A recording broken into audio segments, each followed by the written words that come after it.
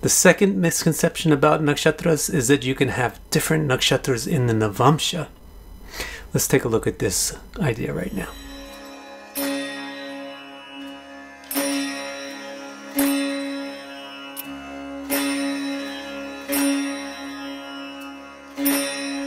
For the past year or two or maybe 3, people have been talking about nakshatras within the Aṁśa charts, especially the Navamsha.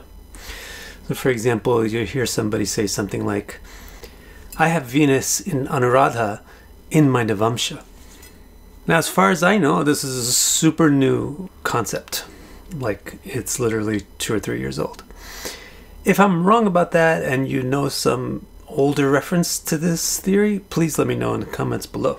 Some people would expect me to say, or they themselves would say, that this is part of the proof or something that this is a misconception, that it's not found in classical literature.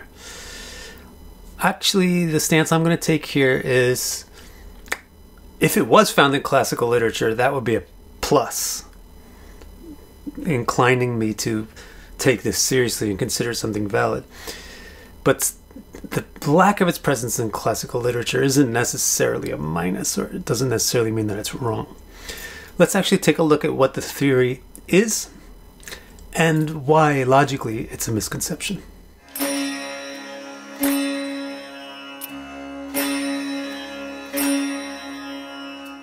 The practice of ascertaining nakshatras within amśas is based on this concept. 0 through 13 degrees 20 minutes of Aries is synonymous with Aśvinī. Whenever and wherever you deal with 0 through 13 degrees 20 minutes of Aries, you're dealing with Aśvinī. Let me illustrate this theory with an example. Take the example of a moon at 2 degrees of sidereal Aries. If the moon's at 2 degrees of Aries, then it's in the first Navamsha in Aries, because each Navamsha is 3 degrees 20 minutes. The first Navamsha in Aries is Aries, but it's progressed 2 degrees into that Aṁśa, and the whole Aṁśa is 3 degrees 20 minutes, so it's 60% of the way through, and so that translates into 18 degrees. So the moon at 2 degrees of Aries is actually at 18 degrees of the Aries Navamsha. Now, since Aśvinī spans from 0 to 13 degrees 20 minutes Aries, something at 18 degrees is in the next nakshatra, Bharanī. So the moon at 2 degrees of Aries in the Rashi is at 18 degrees of Aries in the Navamsha, and 2 degrees in the Rashi means in the Rashi it's in Aśvinī, but 18 degrees in the Navamsha means in the Navamsha it's in Bharanī. You get it? That's the theory and the mechanics and mathematics behind how the theory works.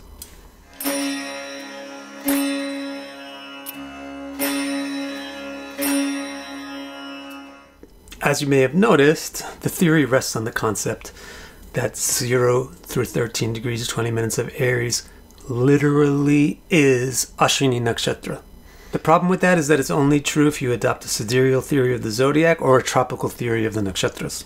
Now, mathematically, it's not difficult at all to solve this problem. You just apply I and Aṁśa in one direction or the other. But the fact that you have to solve this problem exposes a deeper second problem.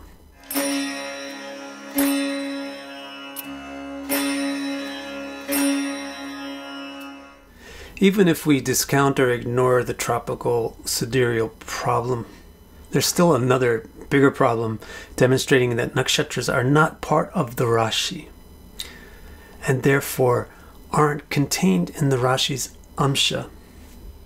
Here's the problem.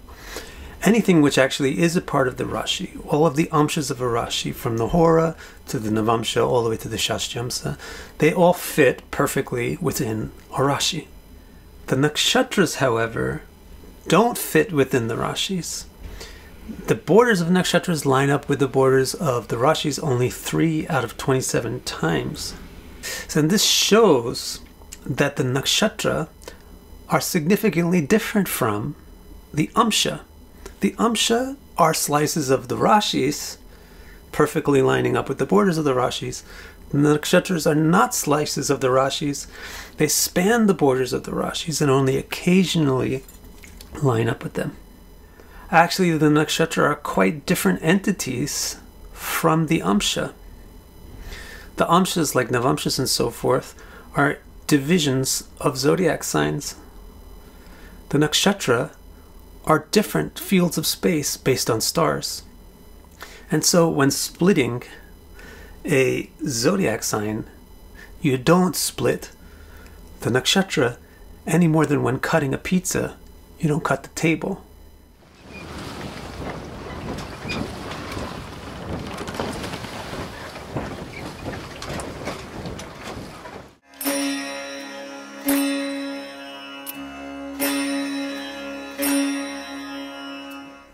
There's a third problem with the theory of Aṁśa Nakṣatras, and this third problem exists even if you ignore the other two problems. This is the problem of infinite regress. So according to the sidereal theory, the nakshatras have padas, which are synonymous with the Navamshas, right? The first pada of Aśvinī is the Navamsha of Aries. The second pada of Aśvinī is the Navamsha of Taurus. So let's go back to our example of the moon at 2 degrees of sidereal Aries. As we explained before, this means that it's at 18 degrees of Aries in the D9. That would put it not only in Bharanī, as we explained, but it would be in the second pada of Bharanī. The second pada of Bharanī is the 6th Navamsha in Aries, so it's the 6th sign, Virgo. So this means that a moon at 2 degrees of Aries is in the Navamsha of Aries, but in the nakshatra of Bharanī, in the second pada of Bharanī, which is actually the Navamsha of Virgo.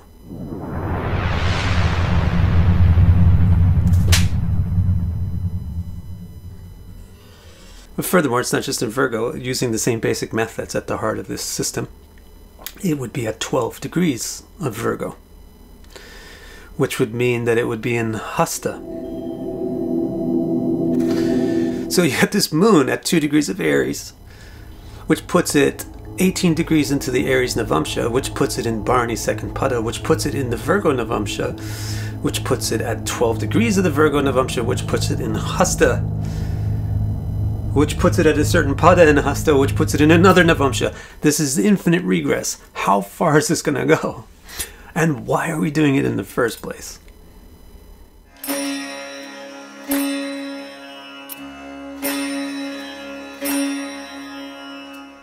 I think I know why people come up with systems like this, and I think I know why systems like this appeal to people.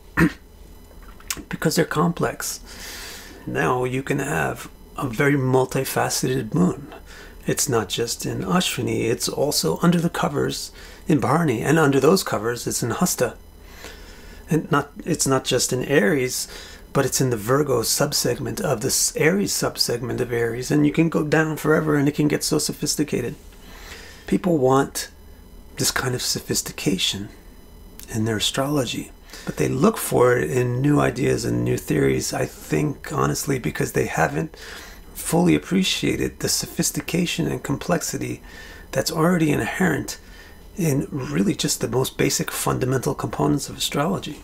You can invent new techniques, if you like, that introduce infinite regression and aren't based on an accurate understanding of the distinction between Rashi and Nakshatra. But what you're doing, instead of making astrology more sophisticated, is just making it more complicated. That's why I list this practice as a nakshatra misconception. And that's why I prefer to focus my energy on using the fundamental components of astrology more and more effectively without introducing anything unnecessarily cumbersome and convoluted.